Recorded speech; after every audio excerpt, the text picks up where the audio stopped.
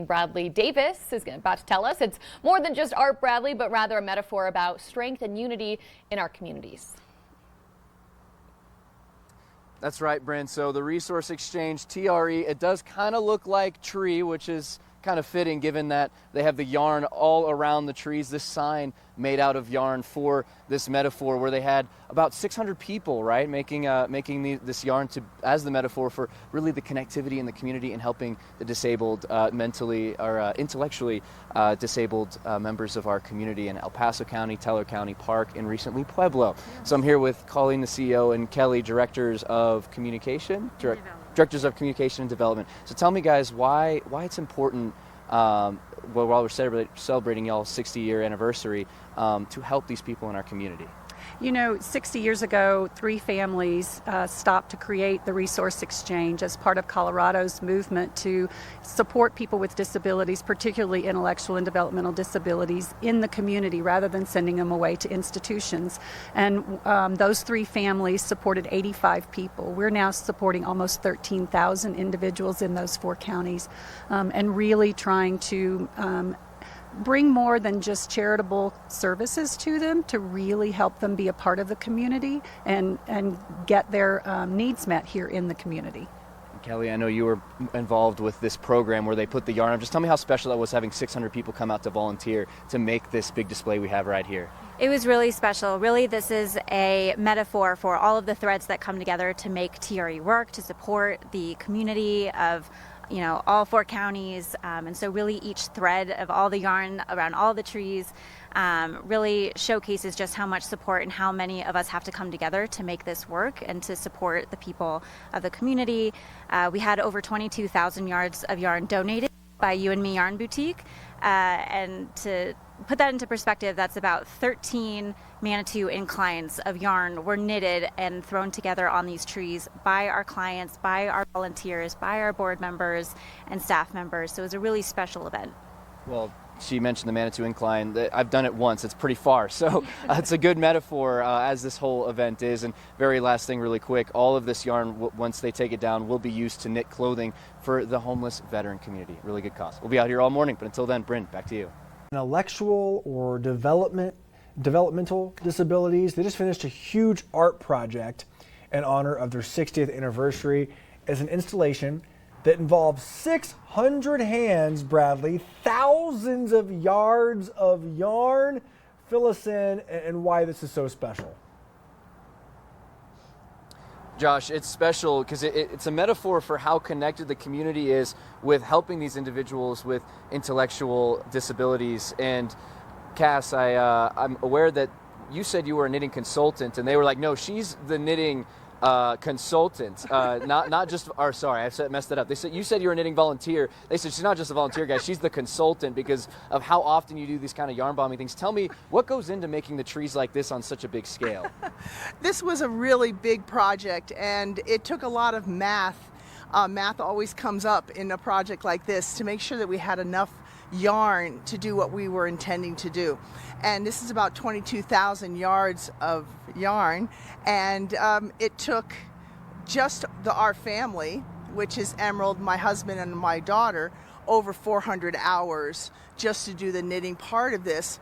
But that's not including I want to say millions of hours, but I think that's a little high. How long it took all the rest of our clients and all the rest of our people that came in that did all the finger knitting. It was really a huge task that we had a very short period of time to do. We started in May 1st, and then they said, we can do this by September 15th. And I said, okay, that also takes a little planning and thought. And then we all worked together and got it done.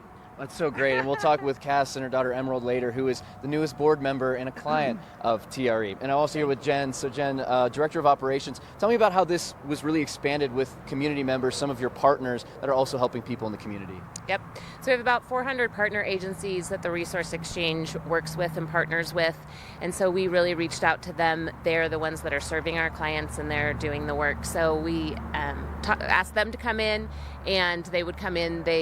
We worked with day programs, so they'd bring in their clients, and we taught them how to finger knit as well. And so during that time, Cass and Emerald and her family were there helping teach these individuals, and then they could go back to their day programs and continue to knit. In addition to that, we also, you could adopt a tree, and so we had our partner agencies like People Cares adopt a tree. We had 60 different structures that we did, and so we had lots of opportunity for our partner agencies and their clients to get involved. That's so cool, and the product is awesome. I thought that was paint when I first saw it, but it's yarn. And if you want to help out, TRE.org, they need help turning this yarn into clothing for the veteran community once they pull it down. Also, just help pulling it down, and you can also donate on their website as well. All right, guys, I'll send it back to you. A lot, Bradley. And if you'd like to get involved, maybe reach out to them. Certainly a worthy cause. Thanks again for your reporting. It's an installation that involves 600 hands, thousands of yards of yarn. It's called Yarnbombing. Bradley Davis is with us right now. Bradley, talk about a tremendous metaphor here about strength and unity. That's right, Josh. Tremendous metaphor, as you mentioned. Connectivity with this yarn. We got some of the extra yarn here. You notice we're not outside, but they were able to weave this, so to speak, and with their other program for their 60th year anniversary, just like this could be a work of art. As you can see, it's all woven together.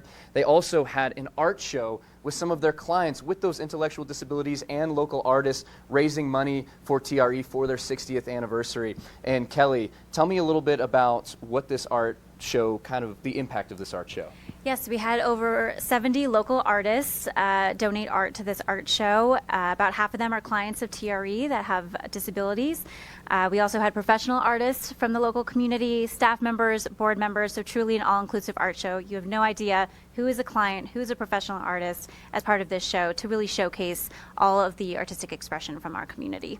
And I'll step aside so we can show this. We do know this painting back here is from one of their clients, so they do some really great work. And Jen, I know a big part of this organization is helping these clients actually get into the workforce, and the money, 40% of it went back to the artists and 60% back to TRE. So tell me about those programs. Mm-hmm.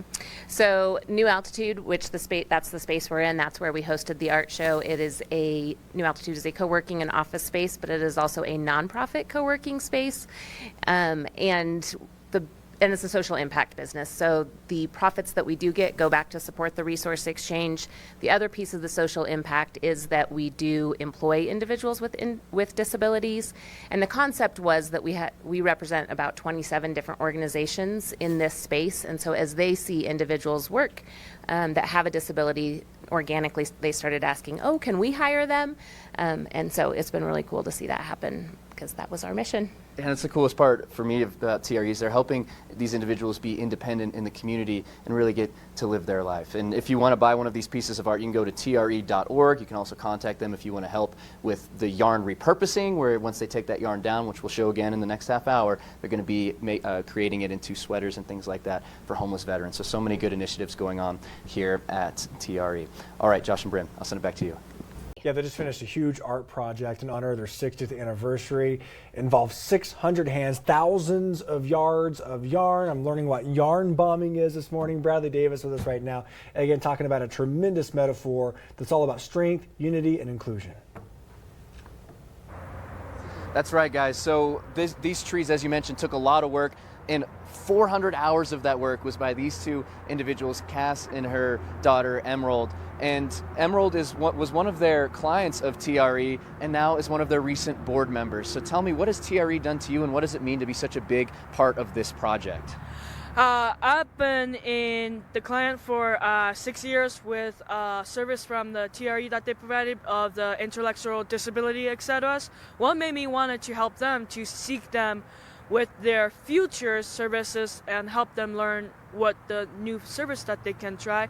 And what inspired me to do this project for the 60th anniversary is doing finger knitting, and helping my mom doing the knitting machine by helping her untwisting the stuff. So awesome. And Cass, I know you are not new to yarn bombing. It's a thing that you're pretty good at and have done for other people. But how cool is it to get to work with your daughter for an organization you two are both so passionate about? It's really great. When they asked her to be a board member, she wasn't sure what that meant, and I said, this is what we would call a civic duty, to give back to your community and to help TRE. That they've helped us for so many years, and we are necessarily a younger client. They've got clients with TRE that have been there 30 or 40 years. So this was really nice opportunity for Emerald, and just sitting here and doing this yarn bombing was a real gift of love, really. And we just worked together hours and hours trying to get it done. It seems like hard work is kind of the theme of y'all, right? I know TRE, one of their big things is helping their clients get work. And Emerald, I'm aware, other than being a board member, you have multiple jobs, right? And you teach sign language. Can you tell me about some of the things you do? Yes, I actually graduated this year from UCCS with... Congratulations. Oh, thank you. I have graduated with Office of Inclusive Service that UCCS provide. It's a program where students with the Down syndrome, intellectual disability, etc. to go there, and it's a great opportunity to go to college there. And with American Sign Language Certificate, now I work at Colorado School for the Deaf and Blinds for a few months, and it's been going great. Thank you. That's so cool. So Emerald and Cass out here just helping people both at TRE and in the community. If you would like to get involved with TRE, it's tre.org. You can help them with when they have to take the yarn down, knit it into sweaters and things like that for homeless veterans. Another great cause they're doing, they have arts for sale from some of their clients that you can also buy, and you can contact them and they can tell you how you can get involved as a volunteer or as a donation. And we'll have a longer story coming up at noon and later in the afternoon shows over on our KRDO channel 13, so make sure to stay tuned for that. But until then, Josh and Bryn, I'll send it back to y'all.